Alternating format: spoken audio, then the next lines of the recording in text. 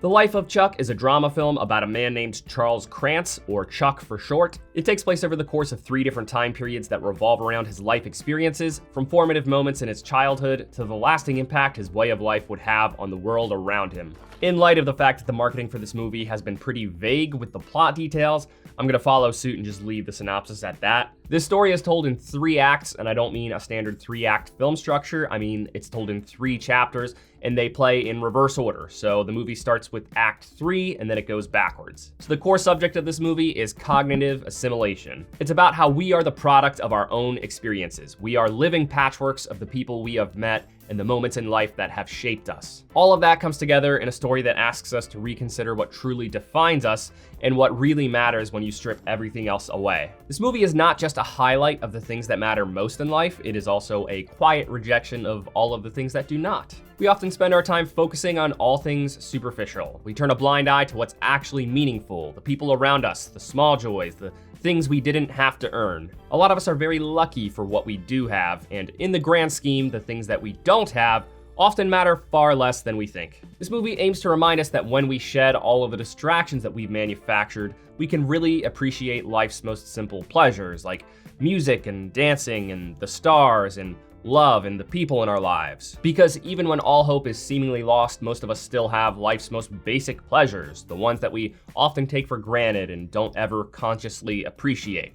All hope is then truly lost when we stop noticing them altogether. This is all told through this story about Chuck. Going into it with such few plot details was actually perfect because I went into it expecting him to be this larger-than-life character. He's on billboards, so he must be a celebrity. Throughout the entire beginning act, I kept wondering, okay, so what's up with Chuck?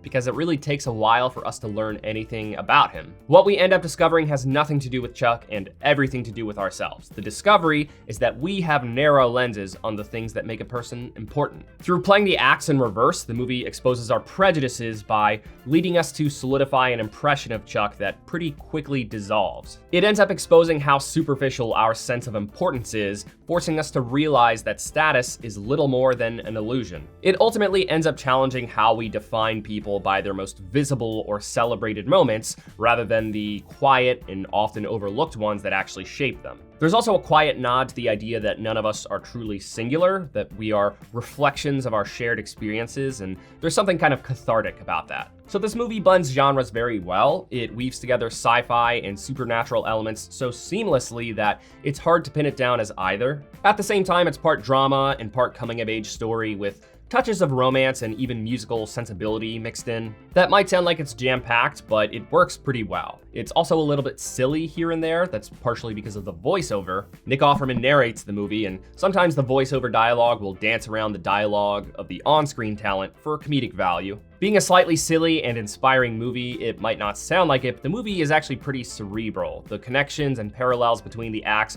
are what really make the movie smart. They'll plant seeds in one act with the payoff for it being in a later act that, again, actually occurs earlier in time. That said, there was one strange connection between the acts that I'm having trouble wrapping my mind around. There are a couple of characters in one act that end up making an appearance in the last act, and when you consider the time difference between them, they should really look a lot older in the act with the later time period. So the biggest thing that weakens this movie is just how sappy it gets with its sentimentality. To clarify, I love thought-provoking and emotional films, especially ones with messages like this. I was literally saying to my friends that I was hoping this movie would make me cry because it looked like an emotional film, and it's been a while since I've cried at the movies. This movie has the right message and themes, but the sentimentality is unfortunately pretty schmaltzy. Like, there are parts of this movie that are cutesy to the level of like a Hallmark movie. For example, at one point there's a middle-aged man walking at night alone in the dark, and he runs into a little girl who is just very comfortable with stopping and talking to him. And this whole scene is drawn out as heartfelt and emotional, lacking the awareness that this is a very precious way to depict a scenario that most people would actively avoid. That and this guy getting a spontaneous phone call from his ex-wife so that they can have a very cute and existential chat. You know, like how most divorced couples are. The movie really just asks us to forget everything we know about what people are generally like and entertain the idea that we are all sentimentalists deep down. That's something that I really wish was true, but unfortunately most people tend to roll their eyes at this type of chatter and dismiss it as bumper sticker sentimentality. The beginning and middle act are only mildly like this, but the last act really turns it up. Like if I had to compare it to other recent movies, it lies somewhere in between Young Woman in the Sea and Here, in terms of mushiness. I know there's a counter argument to suggest that when faced with pretty catastrophic circumstances like some of the ones in the movie, then we would probably behave differently. This argument does not hold up though, because the mushiness is not just in response to some of those dire situations, it's all over the movie. Even when he's a kid, his teachers make the movie feel like an episode of Boy Meets World.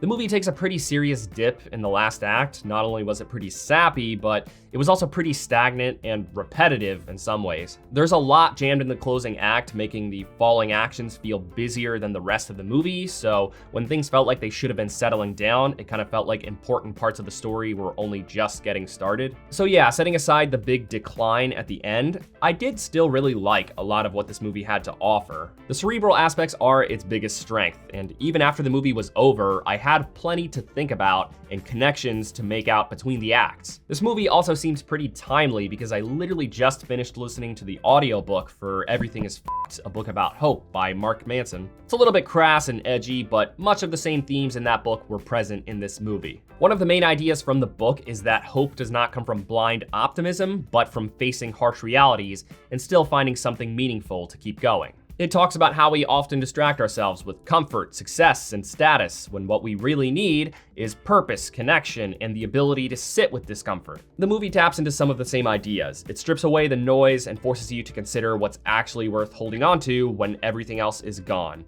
In that sense, the timing was pretty ironic. So I originally became interested in this movie when it won the People's Choice Awards at Toronto International Film Festival. For context, the movies that win this prize tend to become big contenders in award season and usually get the Oscar nomination for Best Picture. I personally do not see that happening here. I mean, this is a June release that doesn't really feel like a big contender in several categories. So unless all of our later in the year releases really come up short, I am pretty sure this movie will just fade into memory once it has its streaming heyday. Just my opinion though, all things considered, I would say this movie's good qualities are strong enough to say that it's a decent movie overall. But I do think it's fine just as a streaming movie. I don't think anyone needs to rush to the theater to see it. Thanks for watching this review. If it brought you any value at all, please give it a like. It really does help the channel grow. I'll see you later this week with my review of Materialists.